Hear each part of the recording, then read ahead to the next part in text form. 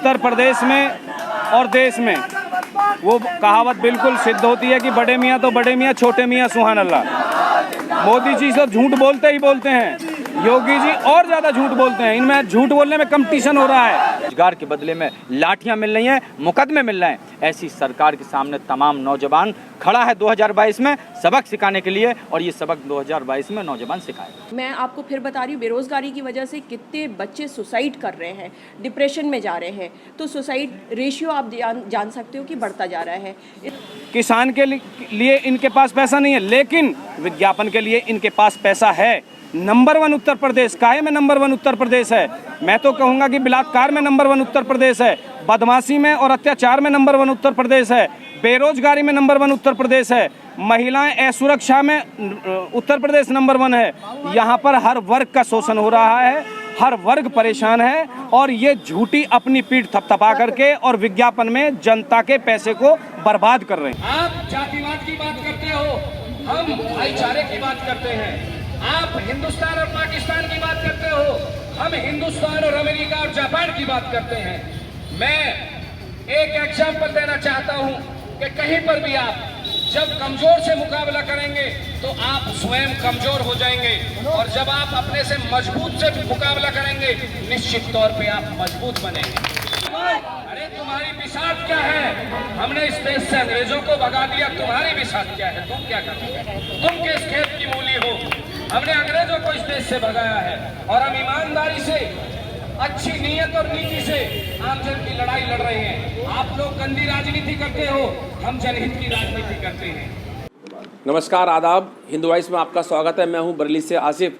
आज हमारे साथ मौजूद हैं वेस्टर्न यूपी की महिला अध्यक्ष स्वप्नी शर्मा जी। आइए उनसे बात करते हैं, उनके विचार जानते हैं कि पार्टी ने उन्हें क्या सोच समझ के महिला अध्यक्ष बनाया है और इतना बड़ा कार्यभार सौंपा है। आइए बात करते हैं।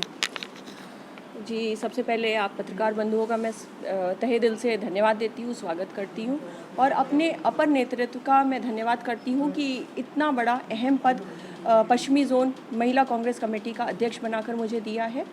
और जाहिर सी बात है, मैं काम करूँगी और उसके लिए तैयार हूँ मैं, जिम्मेदारी के लिए। पहले हम लोग की एक अध्यक्ष हुआ करते थे, लेकिन अब इसको हम लोगों ने जोन में डिवाइड कर दिया है, जो कि हमें इंगित कर रहा है, सीधी सी बात है कि हम जोन में डिवाइड होकर इसको भविष्य में बेहतर तरीके से काम कर सकते हैं और जोन पूरा कर सकते हैं। इसके अलावा मेरे अहम मुद्दे होंगे, जो कि उत्तर प्रदेश में आप सब जानते हो कि महिला सुरक्षा सबसे बड़ा अहम मुद्दा है। आए दिन हम पेपर में, अखबारों के ज़रिए, और मैं तो खुद जाकर देखती हूँ कि किस प्रकार महिला सुरक्षा खतरे में पड़ी हुई है, और एक महिला होने के तौर पे ये एक बहुत ही घिनौना कृत्य है जो कि हमें बंद करना है। और इसके लिए मेरी आवाज़, मेरी महिला कांग्रेस कमेटी सदैव खड़ी रहेगी और उस पीड़िता की आवाज़ बुलंद करती रहेगी और आखिरी दम तक लड़ाई लड़ेगी। इसके अलावा महंगाई हमारा मुद्दा रहेगी, और बेरोज़गारी, आप जानते हो कि बेरोज़गारी की वजह से, मैं आपको फिर बता रही हूँ, बेरोज़गारी की वजह से कितने बच्चे सुसाइड कर रहे हैं, डिप्रेशन में जा रहे हैं। तो सुसाइड रेशियो आप जान सकते हो कि बढ़ता जा रहा है। इसके अलावा एक और समस्या जो उत्पन्न होगी जब बेरोज़गारी आएगी,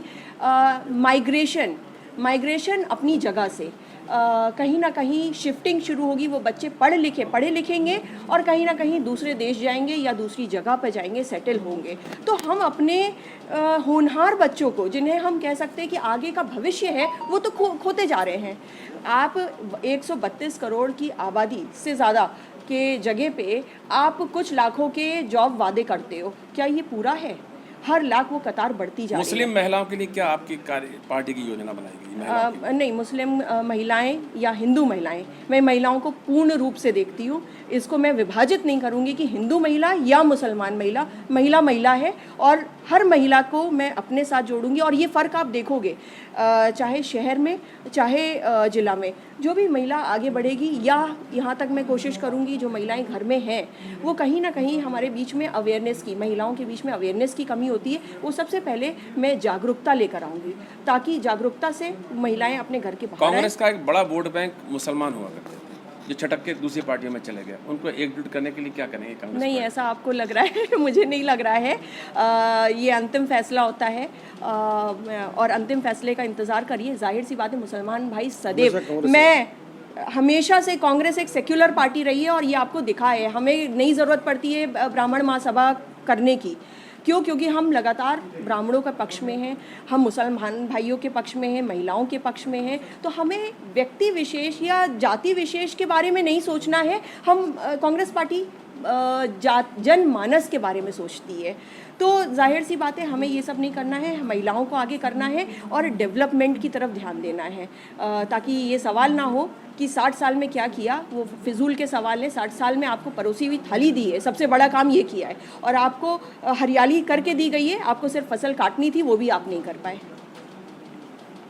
उनके संबोधन को सुन रहे जो वर्तमान परिस्थितियों में आज जिला कांग्रेस कमेटी के सम्मानित एक और यूथ कांग्रेस की ओर से ये धरना जो लगाया गया है, जो आज युवा बेरोजगारी की डिग्रियां अपने हाथों में लेके घूम रहा है, उसने जिस तरह से मेहनत से पढ़ाई करी और उसके बावजूद आज उसको दर दर की ठोकरें खाना पड़ रही हैं। इस केंद्र की मोदी सरकार और प्रदेश की योगी सरकार ने उनसे वादा किया था कि हम युवा वर्ग को आगे लेके आएंगे, उनको नौकरी देंगे, उनको सम्मान देंगे, लेकिन आज सबसे ज़्यादा अपमान इन्हीं भाजपा की केंद्र और प्रदेश सरकार में युवाओं का हो रहा है। धरना प्रदर्शन चल रहा है, किस संदर्भ में चल रहा है और कांग्रेस पार्टी की क्या करने जा रही है युवाओं के लिए? देखिए, 2014 में जो मोदी जी ने एक पौधा था जनता के बीच में लिया था कि हम जनता को हर वर्ष युवाओं को 2 करोड़ रोजगार देंगे, पर वो पौधा जो मोदी जी ने उगाया था, वो पौधे उगा तो दिया पर वो पौधा नहीं बढ़ा।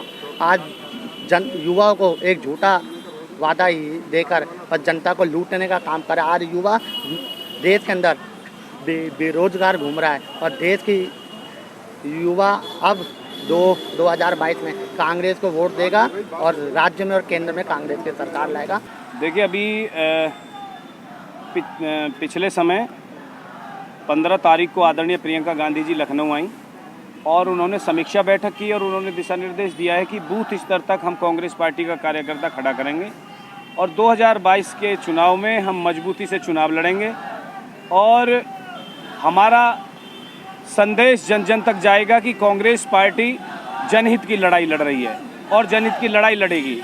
आज लूट और झूठ की सरकार से पूरे देश की जनता परेशान है।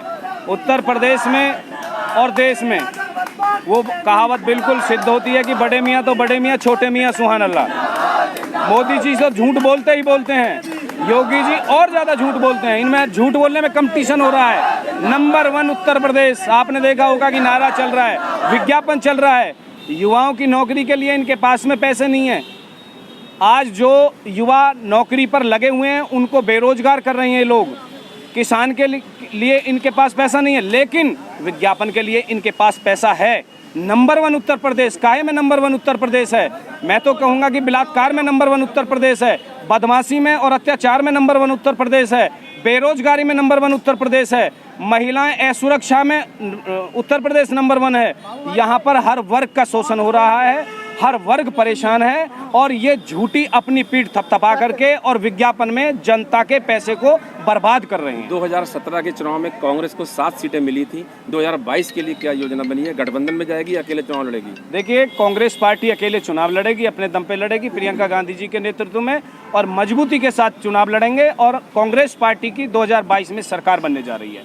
आज पूरे प्रदेश की जनता ये देख रही है कि चाहे कोरोना काल की बात हो, चाहे लॉकडाउन की बात हो, चाहे किसी भी तरह की बात हो, आज आम जन के हित में कौन खड़ा है?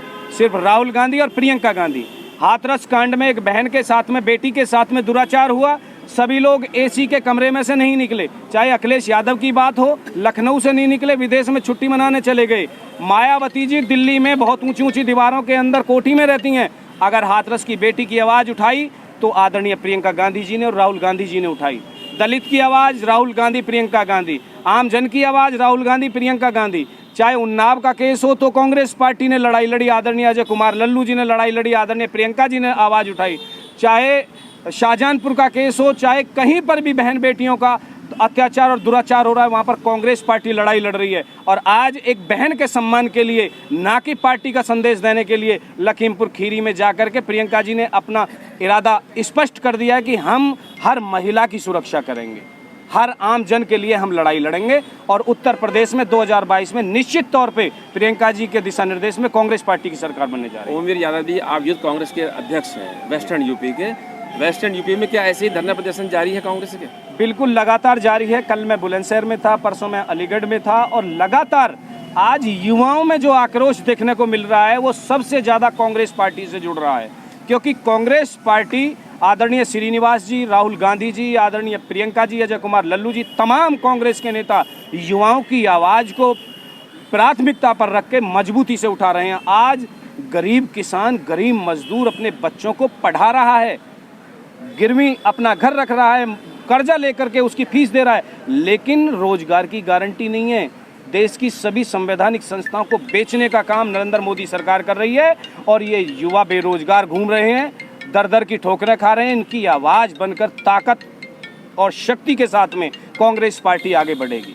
आपने देखा जिस तरीके से उत्तर प्रदेश की सरकार की आत्मा मर चुकी है। 2022 के चुनाव का जहां सवाल है, 2022 में तमाम महत्वपूर्ण मुद्दे हैं और मुद्दे इन्हें ये महसूस किया उत्तर प्रदेश की जनता ने। आपने देखा जब हमारा छात्र, हमारा नौजवान साथी डिग्रियां लेकर हाथ में अपने रोजगार मांगने की बात करता है, तो आपने देखा चाहे संसद की बात हो, विधानसभा की बात हो, उसके सामने जब विधायकों से जो जनप्रतिनिधि चुने जाते हैं, जिनको ये जनता, उत्तर प्रदेश की जनता सांसद विधायक चुनती है, और उनसे जब उस सरकार से रोजगार मांगने जाते हैं, उनके आपने देखा किस तरीके से उन पर लाठीचार्ज की जाती है। उनकी डिग्रियां हाथ में लिए बेचारे वो आंसू और उनको जेल भेजा जाता है। मैं निंदा करता हूं उस उत्तर प्रदेश की सरकार की, इस देश की सरकार की, जिन्होंने बड़े 2014 से बहुत महत्वपूर्ण वादे किए कि बहुत हुई बेरोजगारी, रोजगार की बात करेंगे। उन्होंने कहा था कि हम अच्छे दिन लाएंगे, 2 करोड़ प्रतिवर्ष लोगों को रोजगार देंगे, लेकिन आपने देखा उनको रोजगार के बदले में लाठियां मिल रही हैं, मुकदमे मिल रहे हैं। ऐसी सरकार के सामने तमाम नौजवान खड़ा है 2022 में सबक सिखाने के लिए, और ये सबक 2022 में नौजवान सिखाए।